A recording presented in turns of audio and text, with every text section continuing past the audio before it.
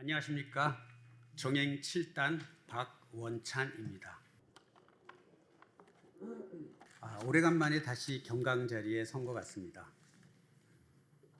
작년 초에 제 경강 일정을 제게 알려주셨습니다.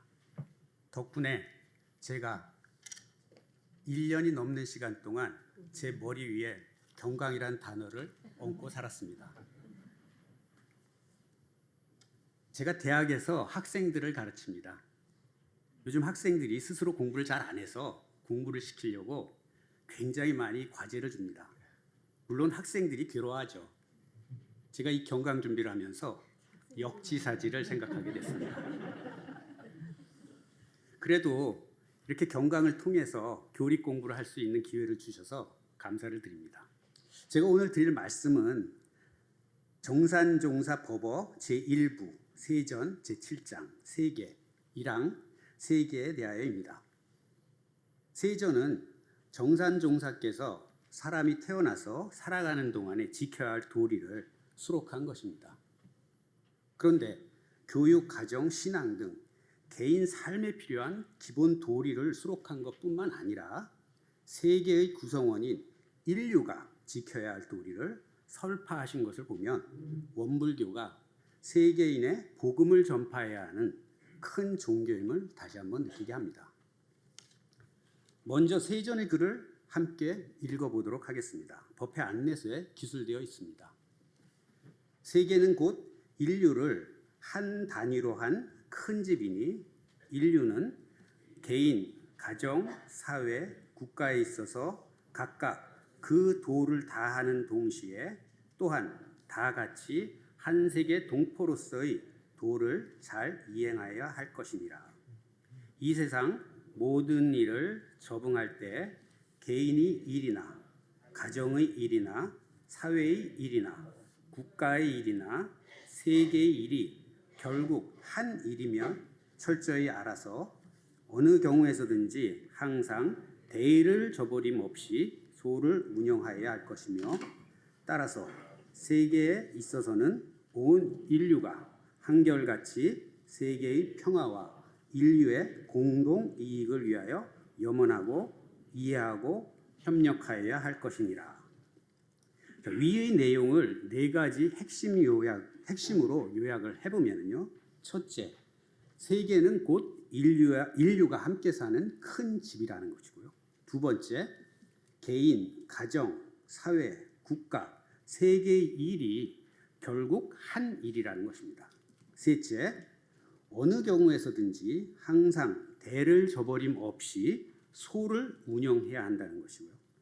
마지막으로 네 번째, 온 인류는 평화와 공익을 위해 이해하고 협력해야 한다는 것입니다. 앞의 두 개 항은 정산종사님의 세계관을 나타낸 것이라고 볼 수 있습니다. 세계는 온 인류가 함께 사는 집이고 어느 한 개인의 일, 한 사회의 일, 한 국가의 일, 그런 일들이 그 개인, 사회, 국가에만 국한된 사건이 아니라 세계가 함께 영향을 받는 공통의 사건이라는 것입니다. 저는 이런 세계관을 정산종사님께서 종법사로 재임하시던 시기를 견주어 봤을 때 일반인이 갖기 매우 힘든 놀라운 세계관이라는 생각이 듭니다. 정산종사님의 종법사 재임 기간은 1943년에서 열반에 드신 1962년인데요. 이 시기는 제2차 세계대전, 일제강점기, 6.25 전쟁 등으로 세계가 약육강식의 영토 싸움, 이데올로기 싸움을 하면서 매우 어수선한 시기였습니다. 남의 것을 빼앗고 내 것을 지키기 위한 싸움질을 하고 있는 판국에 세계가 한 집이고 평화와 공익을 위해 협력하라는 세계관을 갖는다는 것은 당시의 역사 상황을 고려했을 때 매우 어려운 식견이라는 생각이 듭니다. 그런데 놀라운 것은요.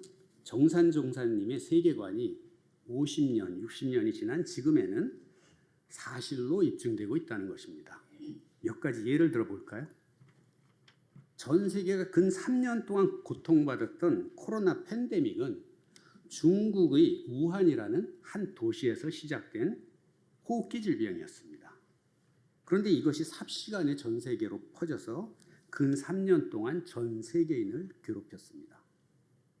그리고 우크라이나 전쟁, 중동에서 일어나는 이스라엘 하마스 전쟁, 국지전으로 일어나고 있지만 전 세계 식량 공급 및 에너지 공급망에 영향을 주며 유럽을 비롯한 세계 많은 사람들에게 고통을 주고 있습니다.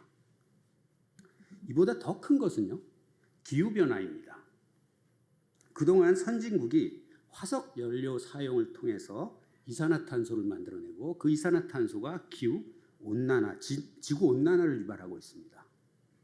전 세계가 기후 변화를 유발하고 있고요. 그런데 기후 변화 유발에 아무런 일을 하지 않은 저개발 국가들이 오히려 더 많은 고통을 받고 있습니다.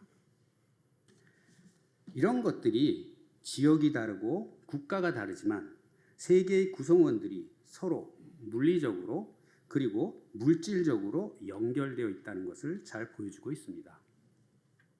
세계가 한 집이고 개인, 사회, 국가의 일이 곧 세계의 일이라는 원불교의 세계관은 정산종사님께서 참으로 특별한 선지자적 능력을 갖추었음을 깨닫게 하고 원불교가 세계인의 복음을 전파해야 하는 큰 종교임을 깨닫게 합니다.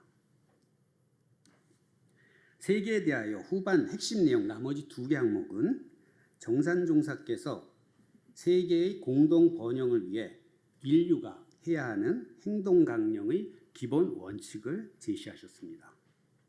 모든 인류 구성원은 인류의 공통선인 평화와 공익을 통한 인류 번영이라는 대를 저버림 없이 행동해야 하며 이를 위해 상호 이해와 협력을 해야 한다는 가르침입니다.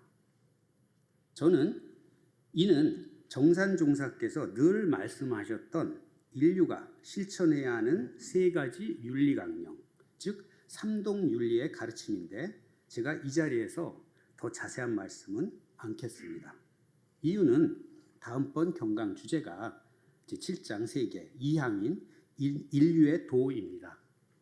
여기에 더 자세히 언급되어 있고 결론적으로 정산종사께서는 세계는 인류가 함께 사는 큰 집이고 이 안에서 일어나는 일은 모두의 공통된 일이라는 세계관과 인류는 삼동윤리의 기본 강령을 수행함으로써 세계의 평화와 인류 번영의 길을 얻을 수 있다는 가르침을 주셨습니다.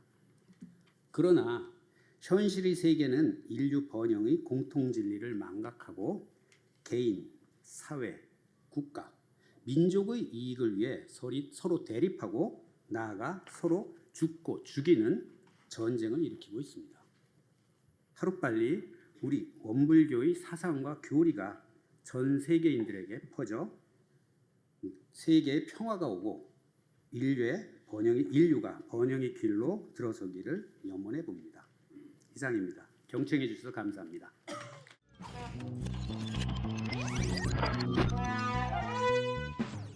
제가 원불교가 직행하는 실버타운 용산 하이원 빌리지에서 11년을 살다가 아들네 집으로 이사를 해서 함께 산 지가 2년여가 됐습니다. 오늘 저의 신앙 수행담은 아들, 며느리, 손자와 한 집에서 살면서 내게 마주하는 경계들 속에서 산 경전을 어떻게 읽고 보고 행하는지 사례들을 중심으로 해서 제 마음 공부 정도를 말씀드리겠습니다.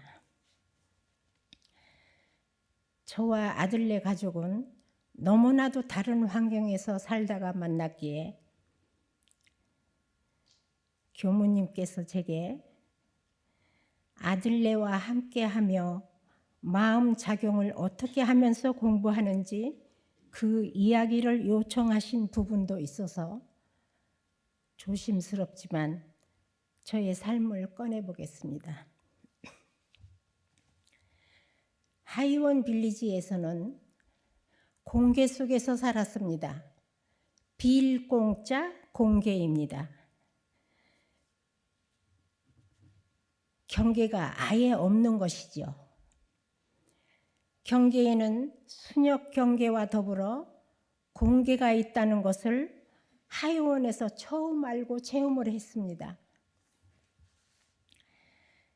제 방 책상머리에 경산 종사님께서 써주신 심낙원이라는 법문을 액자 속에 넣어서 수시로 마주하는 위치에 걸어놓고 지금 내 마음이 어디에 가 있나? 내 마음이 낙원인가? 하고 스스로에게 물으면 항상 내 마음은 낙원이다라고 대답을 했습니다.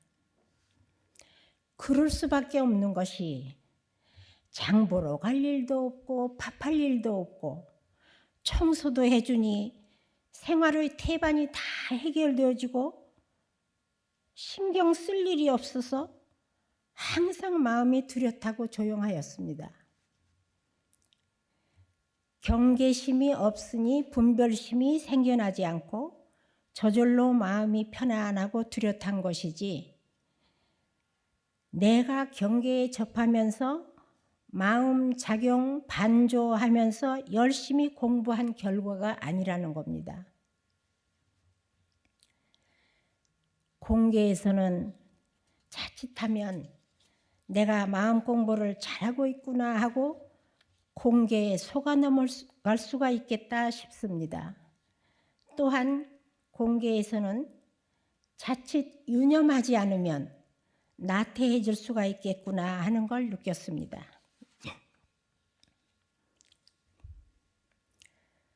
어느 날 아들이 저에게 말하기를 어머님 이제 연세가 있으시니 저희 집으로 들어오시지요.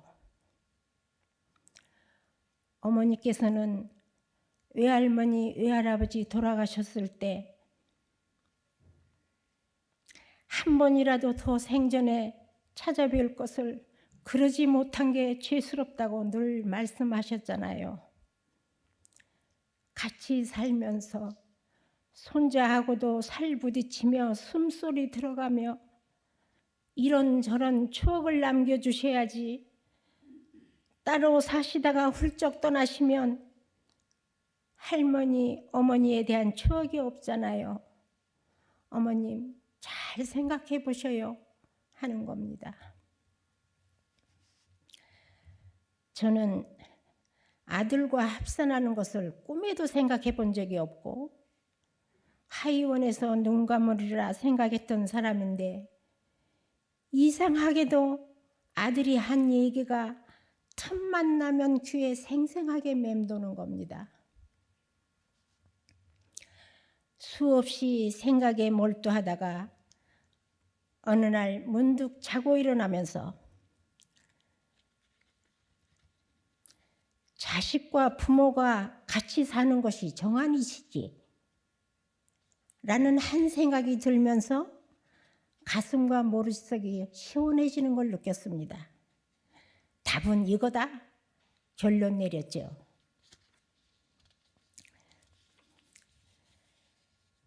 합산하기 전에 제가 마음속으로 몇 가지를 다짐했습니다. 내 아이들 결혼 후에까지도 이어지는 오랜 직장 생활로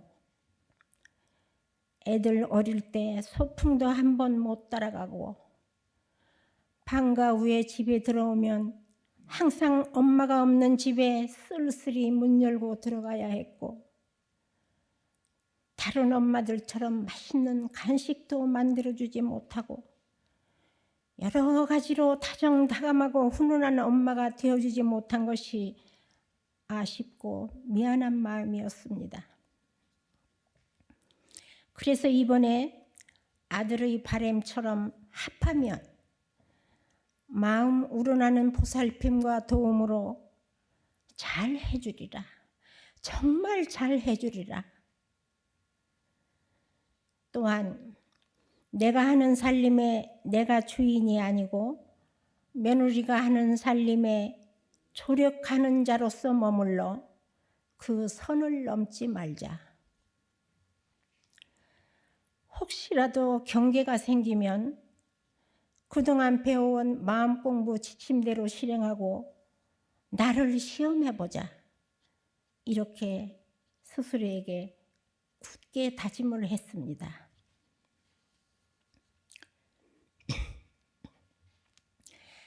아침이면 아침 인사, 들고 날 때 인사, 저녁 인사, 서로 나누는 이야기, 웃음소리, 가족의 훈훈함을 만끽할 수 있으니 가족의 든든한 울타리를 은혜와 감사로 느낍니다. 아들 녀석이 우리 클 때 그 음식 맛있었는데 지금 하실 수 있으세요? 기억 더듬어 정성껏 해주면 맛있게 먹으며 흡족한 웃는 웃음을 보면 왜 그리도 마음이 좋은지요.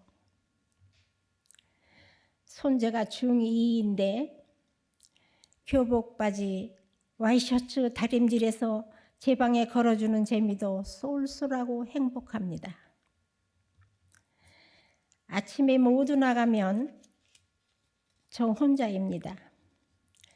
집이 1층이라 커다란 베란다 창밖에는 20년이 넘은 목련과 라일락, 감나무가 있어서 마치 큰 나무 속에 있는 숲속에 있는 것 같아 코로나로 집콕을 해도 별로 지루하지 않고 까치며 이름 모를 새들이 찾아 지저귀니 고요한 마음 챙기기에 안성맞춤이라 이 또한 감사하고 은혜롭습니다.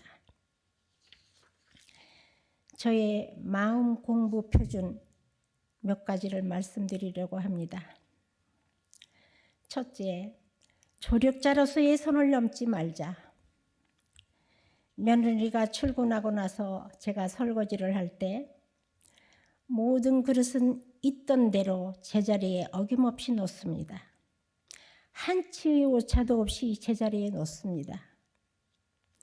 냉장고, 냉동실, 음식 놓는 것도 분류별로 어김없이 제자리입니다.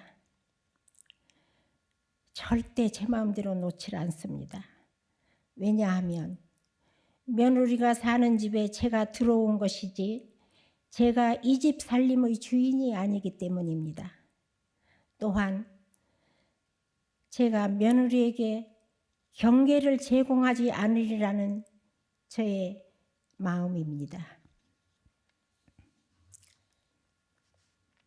또한 공부 표준으로 인과에 대조합니다. 고부간의 갈등이 왜 생기느냐? 혈육은 천륜이라 아무리 잘못해도 용서가 되는 관계지만 고부간은 전혀 피가 섞이지 않은 남과 남 사이라서 그렇다고들 합니다. 한번 꼬이면 풀기 어려우니 애초부터 불간섭, 무관사 부동으로 일관해야 합니다. 제가 결혼해서 시부모님을 전혀 모셔보질 못했습니다. 어쩌다가 서울에 오시면 퇴근하고 돌아온 제게 따끈한 밥을 시간에 맞추어 지으셔서 식탁에 차려놓고 배고프다, 어서 씻고 밥 먹어라 하셨습니다. 제가 시어머님께 불공을 한 적이 없는데 내 며느리한테 대접을 바란다면 그건 욕심이지요. 욕심이 재앙을 불러오는 법이라 저는 며느리한테 바라지 말자 다짐합니다. 그래도 아들이 전해준 얘기입니다.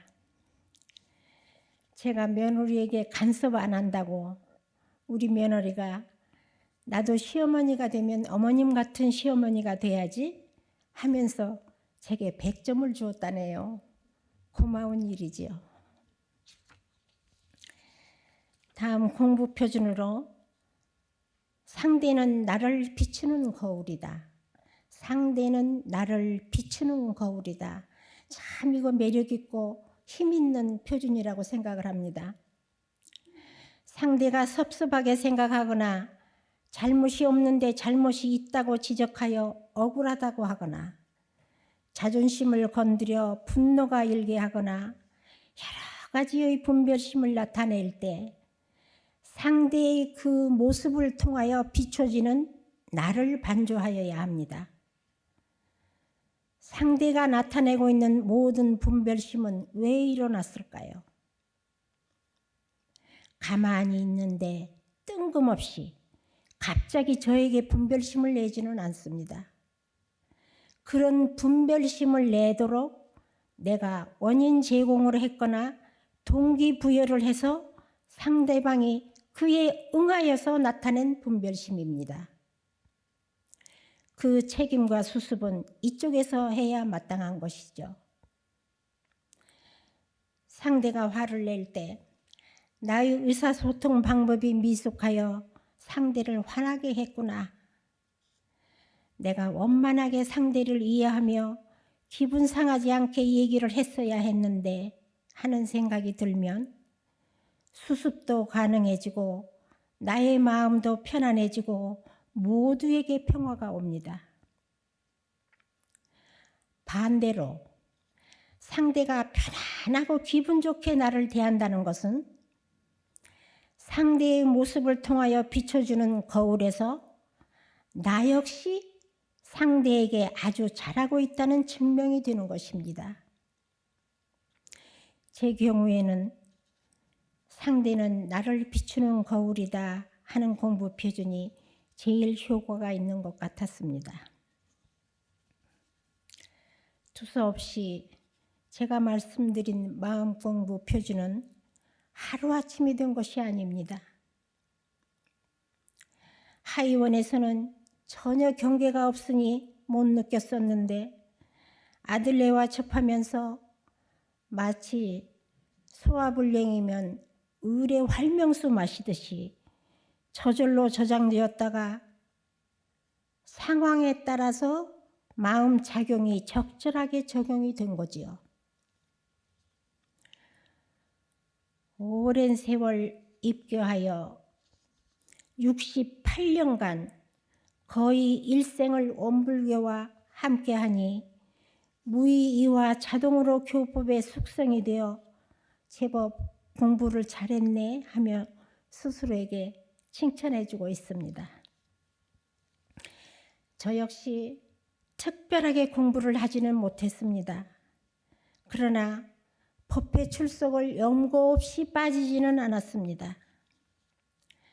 법회 출석으로 착실한 법회 출석으로 법호와 법광 항마위를 받았고 혈연이자 법연이신 부모님을 희사위에 올려드렸습니다.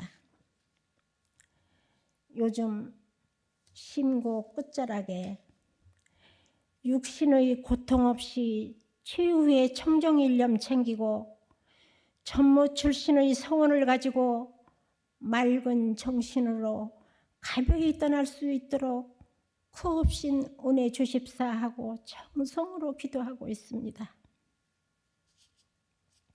여러분, 잦은 걸음으로는 먼 길을 갈 수 없다고 하셨습니다.